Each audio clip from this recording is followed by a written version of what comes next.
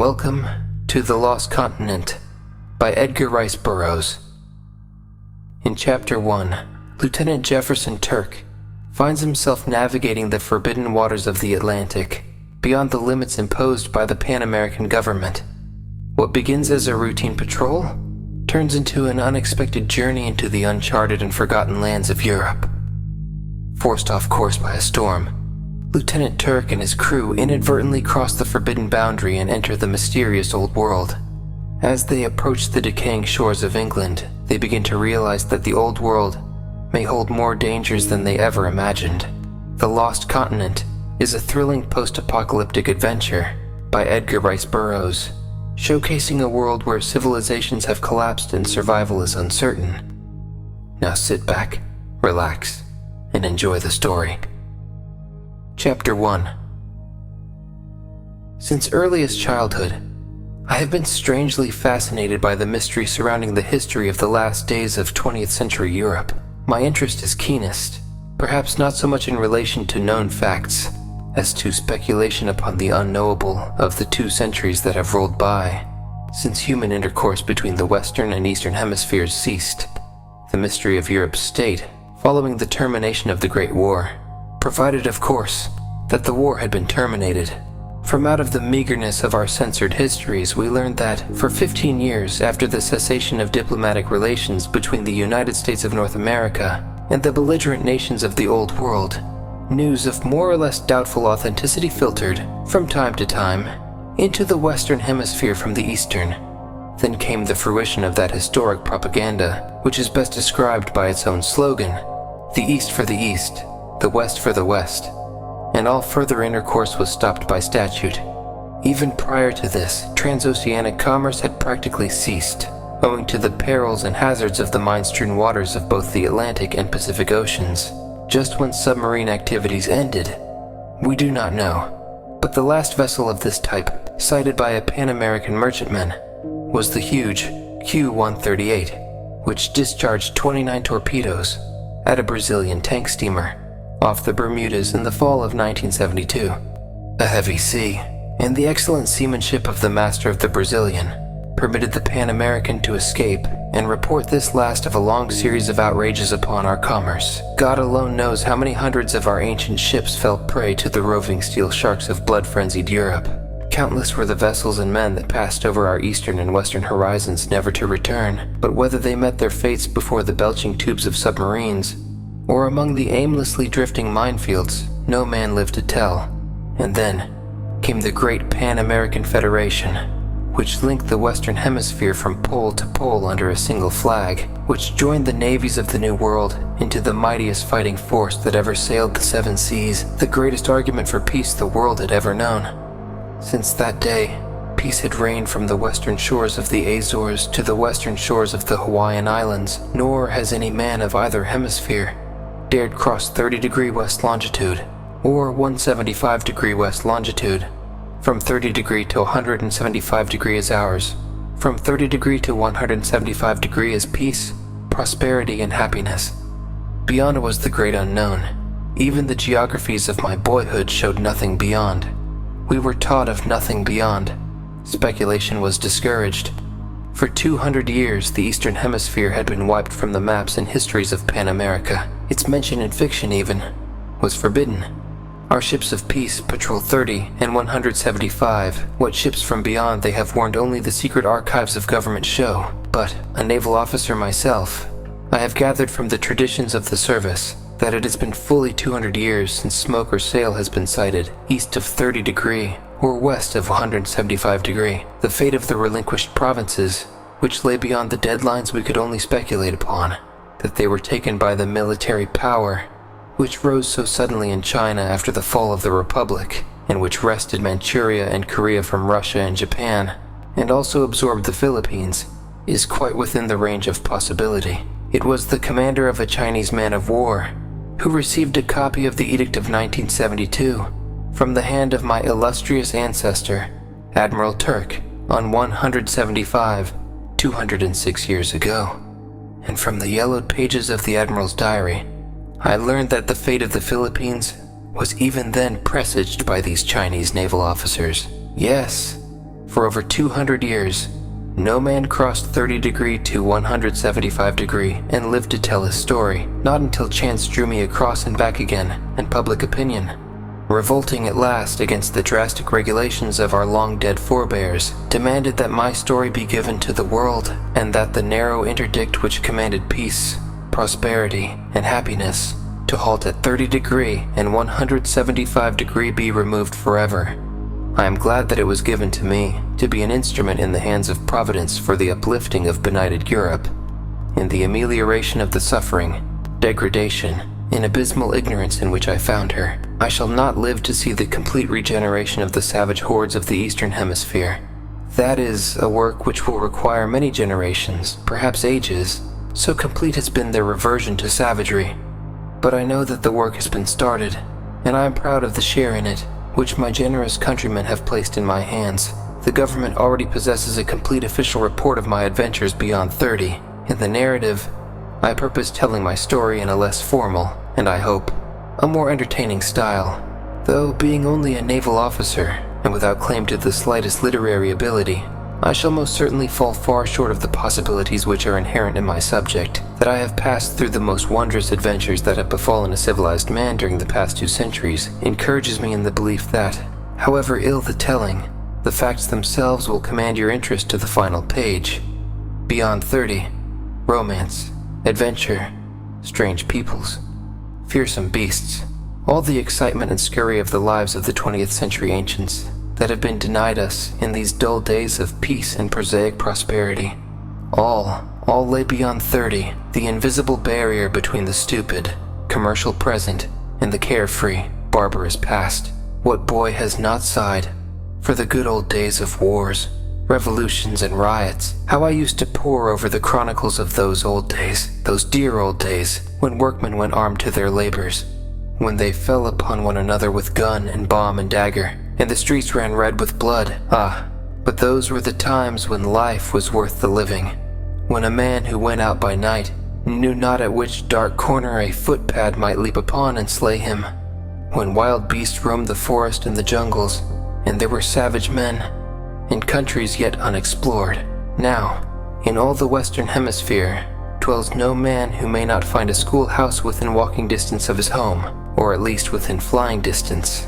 The wildest beast that roams our waste places lairs in the frozen north or the frozen south within a government reserve, where the curious may view him and feed him bread crusts from the hand with perfect impunity. But beyond 30, and I have gone there, and come back, and now you may go there, for no longer is it high treason, punishable by disgrace or death, to cross 30 degree or 175 degree. My name is Jefferson Turck. I am a lieutenant in the Navy, in the great Pan-American Navy, the only navy which now exists in all the world. I was born in Arizona, in the United States of North America, in the year of our Lord 2116. Therefore, I am 21 years old. In early boyhood, I tired of the teeming cities and overcrowded rural districts of Arizona. Every generation of Turks for over 2 centuries has been represented in the Navy. The Navy called to me, as did the free, wide, unpeopled spaces of the mighty oceans. And so I joined the Navy, coming up from the ranks as we all must, learning our craft as we advance. My promotion was rapid, for my family seems to inherit naval lore. We are born officers, and I reserve to myself no special credit for an early advancement in the service. At 20, I found myself a lieutenant, in command of the Aero submarine Coldwater, of the SS-96 class. The Coldwater was one of the first of the air and underwater craft, which have been so greatly improved since its launching, and was possessed of innumerable weaknesses which, fortunately, have been eliminated in more recent vessels of similar type. Even when I took command, she was fit only for the junk pile, but the world-old parsimony of government retained her in active service, and sent 200 men to sea in her, with myself, a mere boy, in command of her, to patrol 30 from Iceland to the Azores. Much of my service had been spent aboard the great merchantmen of war. These are the utility naval vessels that have transformed the navies of old, which burdened the peoples with taxes for their support, into the present day, fleets of self-supporting ships that find ample time for target practice and gun drill while they bear freight, and the mails from the continents to the far scattered island of Pan America. This change in service was most welcome to me, especially as it brought with it coveted responsibilities of sole command, and I was prone to overlook the deficiencies of the Coldwater in the natural pride I felt in my first ship. The Coldwater was fully equipped for 2 months patrolling, the ordinary length of assignment to this service, and a month had already passed, its monotony entirely unrelieved by sight of another craft, when the first of our misfortunes befell. We had been riding out a storm at an altitude of about 3,000 feet. All night we had hovered above the tossing billows of the moonlight clouds. The detonation of the thunder and the glare of lightning through an occasional rift in the vaporous wall proclaimed the continued fury of the tempest upon the surface of the sea. But we, far above it all, rode in comparative ease upon the upper gale. With the coming of dawn, the clouds beneath us became a glorious sea of gold and silver, soft and beautiful, but they could not deceive us as to the blackness and the terrors of the storm-lashed ocean which they hid. I was at breakfast when my chief engineer entered and saluted. His face was grave, and I thought he was even a trifle paler than usual. "Well?" I asked. He drew the back of his forefinger nervously across his brow, in a gesture that was habitual with him in moments of mental stress. "The gravitation screen generators, sir," he said. "Number 1 went to the bad about an hour and a half ago. We have been working upon it steadily since, but I have to report, sir, that it is beyond repair. Number 2 will keep us supplied," I answered. "In the meantime, we will send a wireless for relief." "But that is the trouble, sir," he went on. "Number 2 has stopped. I knew it would come, sir. I made a report on these generators 3 years ago. I advised then that they both be scrapped. The principal is entirely wrong. They're done for. And, with a grim smile, I shall at least have the satisfaction of knowing my report was accurate. Have we sufficient reserve screen to permit us to make land, or at least meet our relief halfway?" I asked. "No, sir," he replied gravely. "We are sinking now." "Have you anything further to report?" I asked. "No, sir," he said. "Very good," I replied. And as I dismissed him, I rang for my wireless operator. When he appeared, I gave him a message to the Secretary of the Navy, to whom all vessels in service on 30. In 175 report direct, I explained our predicament and stated that, with what screening force remained, I should continue in the air, making as rapid headway toward St. John's as possible, and that, when we were forced to take to the water, I should continue in the same direction. The accident occurred directly over 30° and about 52° north. The surface wind was blowing a tempest from the west. To attempt to ride out such a storm upon the surface seemed suicidal, for the Coldwater was not designed for surface navigation, except under fair weather conditions. Submerged, or in the air, she was tractable enough in any sort of weather when under control. But without her screen generators, she was almost helpless, since she could not fly, and, if submerged, could not rise to the surface. All these defects have been remedied in later models, but the knowledge did not help us any that day aboard the slowly settling Coldwater, with an angry sea roaring beneath, a tempest raging out of the west, and 30° only a few knots astern. To cross 30 or 175 has been, as you know, the direst calamity that could befall a naval commander. Court-martial and degradation follow swiftly, unless, as is often the case, the unfortunate man takes his own life before this unjust and heartless regulation can hold him up to public scorn. There has been in the past no excuse, no circumstance that could palliate the offense. He was in command, and he took his ship across 30. That was sufficient. It might not have been in any way his fault, as, in the case of the Coldwater, it could not possibly have been justly charged to my account that the gravitation screen generators were worthless. But well, I knew that should chance have it, that we were blown across 30 today, as we might easily be, before the terrific west wind that we could hear howling below us, the responsibility would fall upon my shoulders. In a way, the regulation was a good one, for it certainly accomplished that for which it was intended. We all fought shy of 30° on the east, and 175° on the west, and though we had to skirt them pretty close, nothing but an act of God ever drew one of us across. You all are familiar with the naval tradition, that a good officer could sense proximity to either line, and for my part, I am as firmly convinced of the truth of this, as I am that the compass finds the north without recourse to tedious processes of reasoning. Old Admiral Sanchez was wont to maintain that he could smell 30, and the men of the first ship in which I sailed claimed that Coburn, the navigating officer, knew by name every wave along 30 from 60 degrees north to 60 degrees south. However, I'd hate to vouch for this. Well, to get back to my narrative, we kept on dropping slowly toward the surface the while we bucked the west wind. Clawing away from 30 as fast as we could, I was on the bridge, and as we dropped from the brilliant sunlight into the dense vapor of clouds and on down through them to the wild dark storm strata beneath, it seemed that my spirits dropped with the falling ship, and the buoyancy of hope ran low in sympathy. The waves were running to tremendous heights, and the cold water was not designed to meet such waves head-on. Her elements were the blue ether, far above the raging storm, or the greater depths of ocean, which no storm could ruffle. As I stood speculating upon our chances once we settled into the frightful maelstrom beneath us, and at the same time mentally computing the hours which must elapse before aid could reach us, the wireless operator clambered up the ladder to the bridge and, disheveled and breathless, stood before me at salute. It needed but a glance at him to assure me that something was amiss. "What now?" I asked. "The wireless, sir," he cried. "My God, sir, I cannot send." "But the emergency outfit?" I asked. "I have tried everything, sir. I have exhausted every resource. We cannot send." And he drew himself up and saluted again.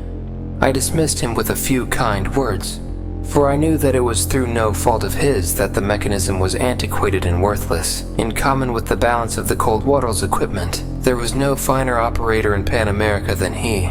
The failure of the wireless did not appear as momentous to me as to him, which is not unnatural, since it is but human to feel that when our own little cog slips, the entire universe must necessarily be put out of gear. I knew that if the storm were destined to blow us across 30, or send us to the bottom of the ocean, no help could reach us in time to prevent it.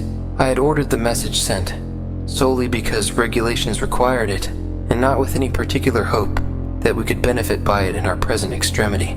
I had little time to dwell upon the coincidence of the simultaneous failure of the wireless and the buoyancy generators, since very shortly after the cold water had dropped so low over the waters that all my attention was necessarily centered upon the delicate business of settling upon the waves without breaking my shipple's back. With our buoyancy generators in commission, it would have been a simple thing to enter the water. Since then, it would have been but a trifling matter of a 45-degree dive into the base of a huge wave. We should have cut into the water like a hot knife through butter, and have been totally submerged with scarce a jar. I have done it 1,000 times, but I did not dare submerge the cold water, for fear that it would remain submerged to the end of time, a condition far from conducive to the longevity of commander or crew. Most of my officers were older men than I. John Alvarez, my first officer, is 20 years my senior.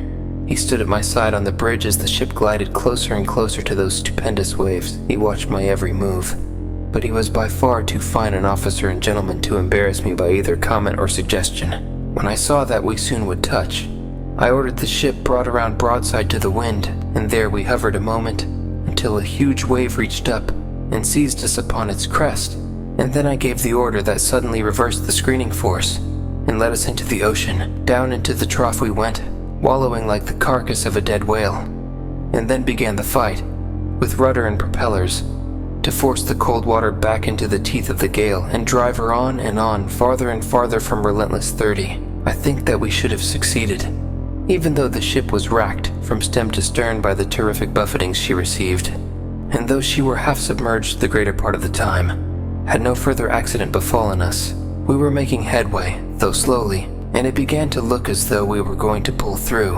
Alvarez never left my side, though I all but ordered him below for much-needed rest. My second officer, Porfirio Johnson, was also often on the bridge. He was a good officer, but a man for whom I had conceived a rather unreasoning aversion, almost at the first moment of meeting him. An aversion which was not lessened by the knowledge which I subsequently gained that he looked upon my rapid promotion with jealousy. He was 10 years my senior both in years and service, and I rather think he could never forget the fact that he had been an officer when I was a green apprentice, as it became more and more apparent that the cold water, under my seamanship, was weathering the tempest and giving promise of pulling through safely. I could have sworn that I perceived a shade of annoyance and disappointment growing upon his dark countenance. He left the bridge finally and went below. I do not know that he is directly responsible for what followed so shortly after, but I have always had my suspicions, and Alvarez is even more prone to place the blame upon him than I. It was about 6 bells of the forenoon watch that Johnson returned to the bridge after an absence of some 30 minutes. He seemed nervous and ill at ease, a fact which made little impression on me at the time, but which both Alvarez and I recalled subsequently. Not 3 minutes after his reappearance at my side, the cold water suddenly commenced to lose headway. I seized the telephone at my elbow, pressing upon the button which would call the chief engineer to the instrument in the bowels of the ship, only to find him already at the receiver attempting to reach me. "Engines number 1, 2, and 5 have broken down, sir," he called. "Shall we force the remaining 3? "We can do nothing else," I bellowed into the transmitter. "They won't stand the gaff, sir," he returned. "Can you suggest a better plan?" I asked. "No, sir," he replied.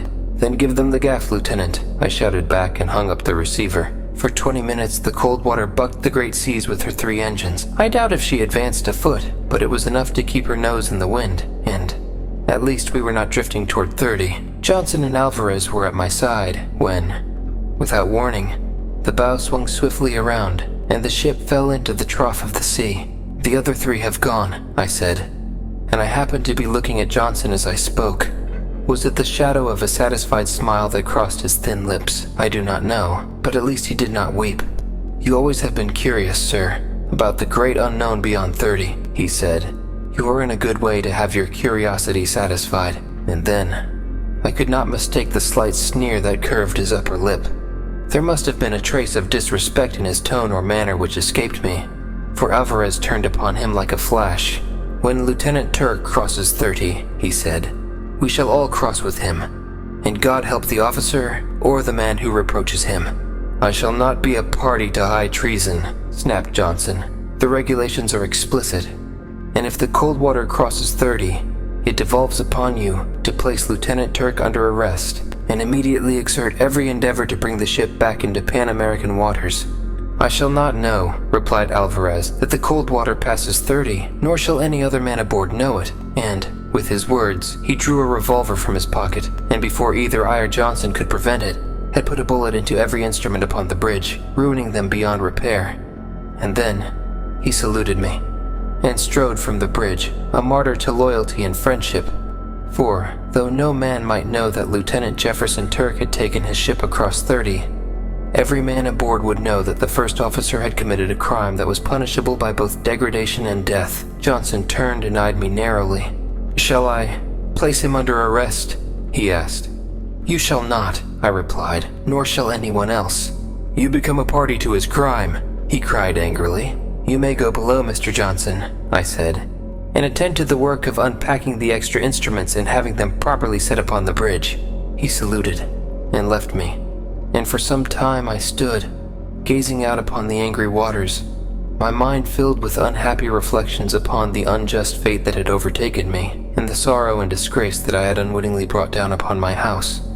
I rejoiced that I should leave neither wife nor child to bear the burden of my shame throughout their lives.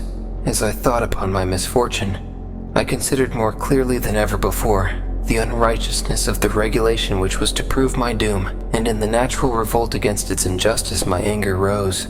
And there mounted within me a feeling which I imagine must have paralleled that spirit that once was prevalent among the ancients called anarchy.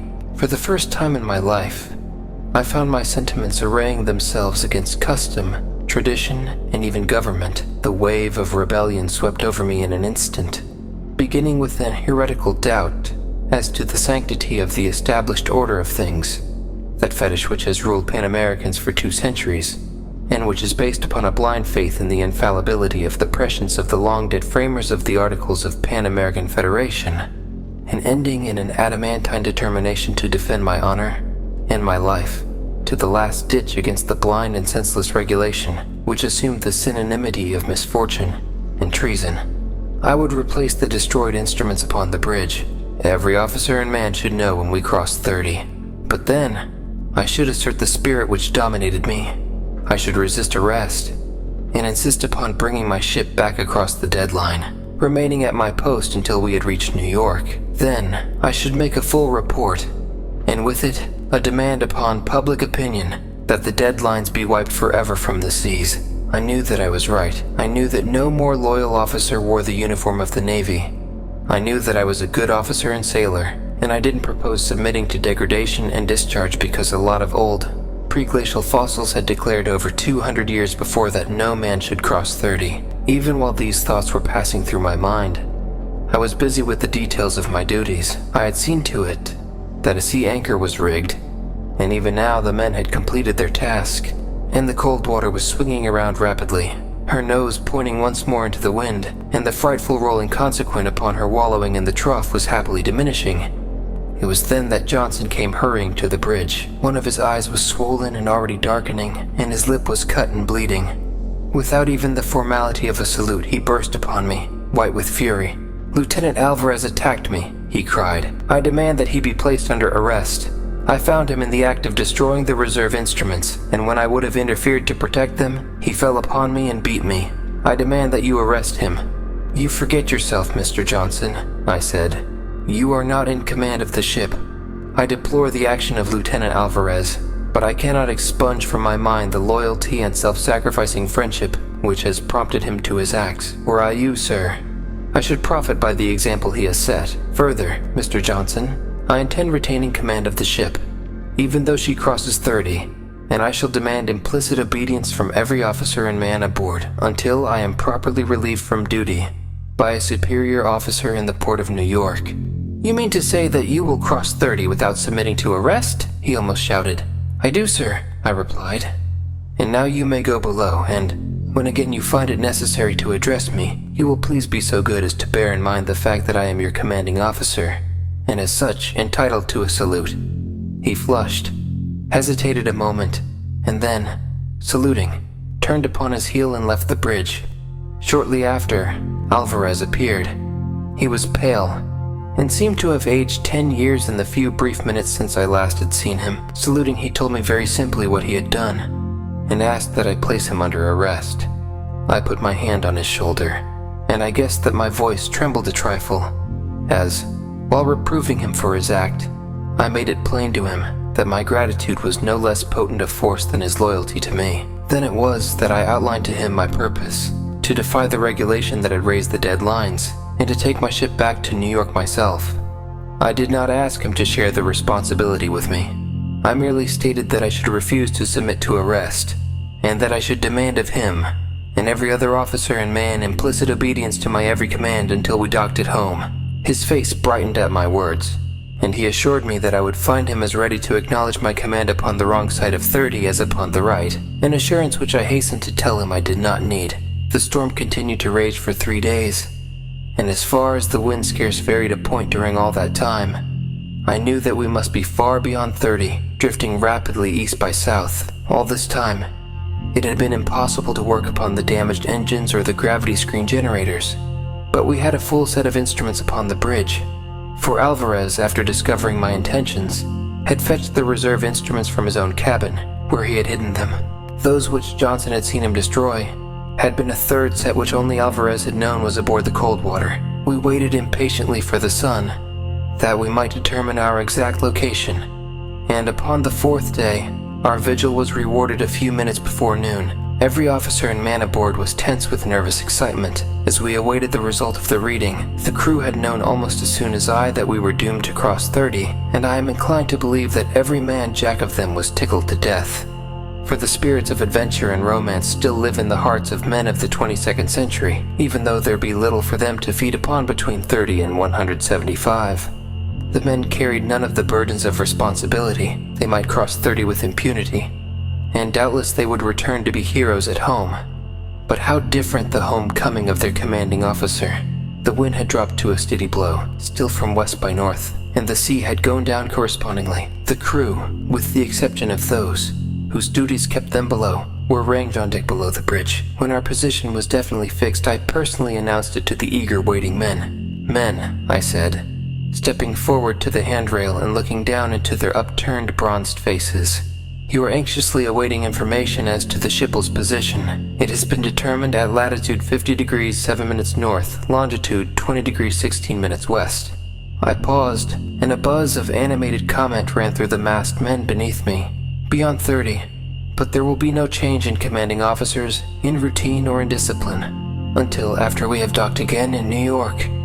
As I ceased speaking, and stepped back from the rail, there was a roar of applause from the deck such as I never before had heard aboard a ship of peace. It recalled to my mind tales that I had read of the good old days when naval vessels were built to fight, when ships of peace had been men of war, and guns had flashed in other than futile target practice, and decks had run red with blood.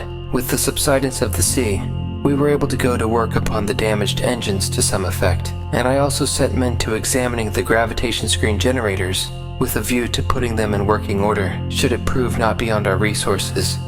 For 2 weeks we labored at the engines, which indisputably showed evidence of having been tampered with. I appointed a board to investigate and report upon the disaster, but it accomplished nothing other than to convince me that there were several officers upon it who were in full sympathy with Johnson. For, though no charges had been preferred against him, the board went out of its way specifically to exonerate him in its findings. All this time we were drifting almost due east. The work upon the engines had progressed to such an extent that within a few hours we might expect to be able to proceed under our own power, westward in the direction of Pan-American waters, to relieve the monotony I had taken to fishing. And early that morning I had departed from the cold water in one of the boats on such an excursion. A gentle west wind was blowing. The sea shimmered in the sunlight. A cloudless sky canopied the west for our sport, as I had made it a point never voluntarily to make an inch toward the east that I could avoid. At least, they should not be able to charge me with a willful violation of the deadline's regulation. I had with me only the boat's ordinary complement of men, 3 in all, and more than enough to handle any small power boat. I had not asked any of my officers to accompany me, as I wished to be alone, and very glad am I now that I had not. My only regret is that, in view of what befell us, it had been necessary to bring the 3 brave fellows who manned the boat. Our fishing, which proved excellent, carried us so far to the west that we no longer could see the cold water. The day wore on, until at last, about mid-afternoon, I gave the order to return to the ship. We had proceeded but a short distance toward the east, when one of the men gave an exclamation of excitement, at the same time pointing eastward. We all looked on in the direction he had indicated, and there, a short distance above the horizon, we saw the outlines of the cold water silhouetted against the sky. "They've repaired the engines and the generators both," exclaimed one of the men. It seemed impossible, but yet it had evidently been done. Only that morning Lieutenant Johnson had told me that he feared that it would be impossible to repair the generators. I had put him in charge of this work, since he always had been accounted one of the best gravitation screen men in the Navy. He had invented several of the improvements that are incorporated in the later models of these generators, and I am convinced that he knows more concerning both the theory and the practice of screening gravitation than any living Pan-American. At the sight of the cold water once more under control, the 3 men burst into a glad cheer. But, for some reason which I could not then account, I was strangely overcome by a premonition of personal misfortune. It was not that I now anticipated an early return to Pan-America and a board of inquiry, for I had rather looked forward to the fight that must follow my return. No, there was something else, something indefinable and vague that cast a strange gloom upon me. As I saw my ship rising farther above the water and making straight in our direction, I was not long in ascertaining a possible explanation of my depression. For, though we were plainly visible from the bridge of the Aero submarine and to the hundreds of men who swarmed her deck, the ship passed directly above us, not 500 feet from the water, and sped directly westward. We all shouted, and I fired my pistol to attract their attention, though I knew full well that all who cared to had observed us. But the ship moved steadily away, growing smaller and smaller to our view, until at last she passed completely out of sight.